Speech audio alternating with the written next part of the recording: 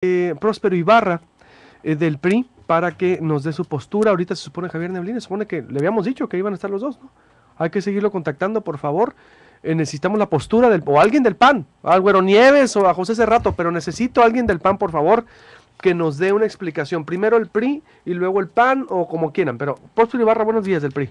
Buenos días, Luis Alberto, buenos días a todo. ¿Qué se aprobó ayer en el Congreso? ¿Cómo queda la reforma? Bueno, primero que nada se aprobó lo que es la ley electoral, ya quedó aprobada, Sonora tiene ya una nueva ley electoral con la cual va a funcionar. Lamentable algunas cuestiones, matices, elementos que no entraron y otros que se modificaron por parte de una mayoría construida de una manera por demás turbia y rara, y que lo pudimos ver totalmente evidenciado como en algunos temas, por ejemplo el de pendones, que ya traíamos un acuerdo con el PRD completo, es decir, Carlos Navarro y Alcira Chang, pues cómo se le echaban encima a los diputados del PAN a la diputada Alcira, digo con todo respeto, un voto, y voy a decir algo que pienso, más no puedo mostrar, un voto evidentemente comprado por el PAN, porque es lo que se ve. O sea, si me preguntas si lo puedo mostrar, no lo puedo mostrar, pero es lo que se ve y lo que se percibe, porque no hay manera lógica de poder razonar cómo la diputada vota en ciertos temas en contra de la misma ideología de su partido, Luis Alberto. Es increíble que una señora que ni siquiera tiene una oficina de enlace, es plurinominal, no se le ve jamás, es de Guatabampo, yo jamás le conozco un evento público, no le conozco un trabajo social. Y aquí resulta ser que es el voto más importante y determinante que está definiendo el rumbo del estado de Sonora. Yo creo que esos precisamente son los excesos democráticos que nos hicieron que el día de ayer perdiéramos grandes oportunidades de realmente hacer un documento de vanguardia, un documento que transformara las elecciones a una manera ciudadana, como estás escuchando tú en las redes sociales, que la gente lo pide. La gente no quiere pendones, la gente no quiere fundaciones, que es un engaño, no es nada más que Bueno, lo explico. Hay 3-4 temas que quisiera, Javier Neblina, que quisiera abordar. Primero que nada, por un lado, el PAN propone la disminución de la aportación de dinero público a los candidatos, a las campañas políticas, y por otro lado, aumenta el tope de campaña. Es decir, en total incongruencia una cosa con otra, esto lo único que genera es que los que tengan más posibilidades y más financiamiento sean los candidatos ricos, los candidatos que no requieren de financiamiento público y que tienen dinero privado para poder acceder a los puestos de elección popular. ¿Por qué tanto interés del capital privado para que haya políticos metidos ahí? ¿Porque hay negocio o porque, pregunto, por qué el PAN propone por un lado la disminución de los recursos públicos a las campañas políticas, del financiamiento público, y por otro lado pide el aumento de lo que es el tope de campaña en gastos de elección? Esa sería la primera pregunta, porque ellos así lo propusieron. Gracias a una mayoría que construimos, no se disminuyó el financiamiento público, más sí se aumentó el tope de campaña para que entre lo privado. Para que entre lo privado. No, en general se aumentó. ¿Cuánto quedó? ¿Cómo quedó? Bueno, el tope lo que es el financiamiento público se mantiene en un 65% de lo que es el salario mínimo de todo el padrón electoral, multiplicado por todos los que tenemos una credencial de elector, el 65% del salario mínimo, así se calcula el financiamiento. ¿Pero cuánto sería en dinero bruto? Tendrías que multiplicarlo, digamos, somos alrededor de 1.800.000, son como 60 y tantos millones de pesos. 65, ¿se queda con eso? Por ahí andaba, sí, así es. Y por otro lado, sí se propone aumentar lo que es el tope de campaña general. Todo lo que puedes gastar entre financiamiento privado y público. ¿Y cuánto se divide lo público y privado? Porque, a ver, no quieren emular a Estados Unidos, que Estados Unidos no tiene límite lo privado, es decir, que fue una regla. ¿Cómo fue aquí lo privado? ¿Cuánto va a poder aportar el empresario o el externo? 45% de lo que es el financiamiento total. Así es. Es decir, ¿y cuánto ascendería? Ascendería ¿aproximado? Pues arriba de los 120 millones, más o menos alrededor de 120 millones de pesos. Se fueron, o sea, es decir, ahora, y más lo que no vamos a ver, porque aparte cuestión está en lo que no vemos, en el efectivo, y es decir, 120 millones de pesos. Aquí lo importante, Luis Alberto, es cómo por un lado propones primero disminuir el financiamiento público, es decir, dejando sin posibilidad a los candidatos que no tienen apoyo de la iniciativa privada, a lo mejor candidatos que van en contra de intereses de alguien que está haciendo daño, de alguien que está está o que tiene algún interés muy grande, como hay grandes intereses en este país y en este estado. Y permites más Y privado. bueno, y permites a los candidatos que sí están apoyados por intereses económicos. Pero fue una reforma aprobada por quién, dices, ¿por No. todos ustedes? Primero, ese artículo lo ganamos con el PRD y con el PANAL, lo que es la disminución del financiamiento. Bueno, ¿cómo queda? Queda, te lo leo, es el artículo, aquí lo tengo, nosotros propusimos el 65%, ellos proponían el 50%, ganamos, queda en el 65% con financiamiento público. Y el 35% privado. Así es. Y el 35, pero es en correcto. total dura, todo es 120 aproximadamente. Se quedan las fundaciones y los pendones. Bueno, esos son otros temas. En el 165, que es el que trataba y que eliminaba por completo la posibilidad de que un candidato que aspirara pudiera utilizar fundaciones, ¿cómo lo hacía?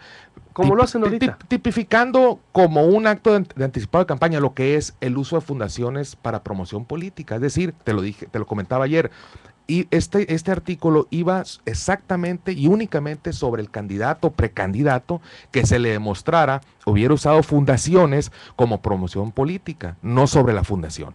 Bueno, el PAN agarra ese artículo 165, lo mutila totalmente, elimina toda la sustancia donde viene la prohibición, donde viene ya la tipificación del delito, y así lo deja, y ahí sí construye su mayoría con la diputada, y así quedó. Lo cual, el día de ayer, lamentablemente en el artículo 165, se legalizó el engaño más grande político que son las fundaciones, Patito. Vamos con esos dos puntos. Primera, Javier Neblina, te agradezco mucho nos contestes. Buenos días. Muy buenos días, Luis Alberto, te saludo con mucho gusto. Pues ya escuchaste a Próspero, ¿qué puedes decir al respecto? Pues que ya estoy acostumbrado a las mentiras del PRI, siempre pensando en las conveniencias para ellos, en cuestión de las actitudes que toman, sobre todo en la parte de la responsabilidad, en el berrinche, en el de no cumplir con el mandato que tienen de parte de los sonorenses para estar presente en la discusión de todos los asuntos en el salón de sesiones. Otra vez hicieron lo mismo que han hecho durante toda esta legislatura, y bueno, lo que él comenta pues habla sobre que solamente ve lo que él le favorece, lo que él le conviene, hablando como partido. Creo que debemos en todo caso tener muy claro que la ley electoral aprobada en el estado de Sonora el día de ayer tiene avances importantes, tiene puntos que sin duda son positivos, y bueno, si le entramos a la grilla en el cual él dice algunas cosas, que hubo una mayoría construida, que incluso hace el comentario de un voto comprado, lo cual no hemos hecho, no lo haríamos, por favor. El voto que él comenta en ocasiones estuvo a favor nuestro, en ocasiones estuvo en contra nuestra. Es decir, cuando dicen que pierden una elección es porque hicimos algo mal. Cuando ellos ganan una elección es porque hicieron las cosas bien. El PRI es totalmente incongruente. Utiliza una mayoría que tiene en la Comisión de Gobernación, pero en cambio cuando tiene una minoría en el Pleno, esa no la acepta. Es decir, las cosas como son, hicimos sin duda un avance muy importante, a pesar de los intentos que hubo y evidencias tenemos durante la sesión de querer romper con esta parte tan importante de parte del PRI, haciendo 2 o 3 intentos de abandono del salón de sesiones, y bueno, al final de cuentas cumplieron con ese amague que tenían en cuanto a dejar tirado el trabajo, lo hicieron, y pues bueno, nos quedamos sin la comisión permanente para los siguientes meses. Y sobre las fundaciones, que dice, decir, para ir a lo concreto, Javier, de que se mantienen, y a lo que está señalando, pues, Próspero, y lo que han estado señalando en redes, y desde ayer los diputados priistas, es decir, que ahorita voy con la interpretación legal de Marco Antonio Andrade, pero ¿qué hay de esto, de lo que se aprobó, Javier, de la sustancia y del financiamiento público que queda 65% y 35% privado? No sé si haya otro punto más que se tenga que abordar, que se haya aprobado, que sea sustancial. ¿Cuál es la posición del PAN de las fundaciones? ¿No aprobó la desaparición o prohibir el uso político de fundaciones, como dice Próspero? El primer paso que teníamos que lograr el día de ayer era armonizar la legislación del Estado con la legislación federal, y ese tema no aparece en ninguna parte en la legislación federal, el tema de las fundaciones. Ellos llevaban un tema muy claro, que era una dedicatoria en este tema de las fundaciones, trabajo que han hecho muchas asociaciones civiles de beneficio para los sonorenses, para los hermosillenses, y por supuesto que el tema lo podemos discutir a profundidad, un tema que debe ser estudiado con fondo. Existen iniciativas, incluso la propia presentada por el diputado Próspero, que por supuesto pudiéramos trabajar para ver qué es lo que más conviene en esta parte y que no se vea como una ocurrencia política, simple y sencillamente porque creen que puede ser rentable ese tema. Es decir, trabajemos con profundidad, trabajemos analizando a fondo este tema y que no se vea la conveniencia política. En cuanto al tema de los pendones, si tú lees el artículo, viene de manera explícita la prohibición de la colocación de pendones en el equipamiento urbano, prácticamente en cualquier lugar.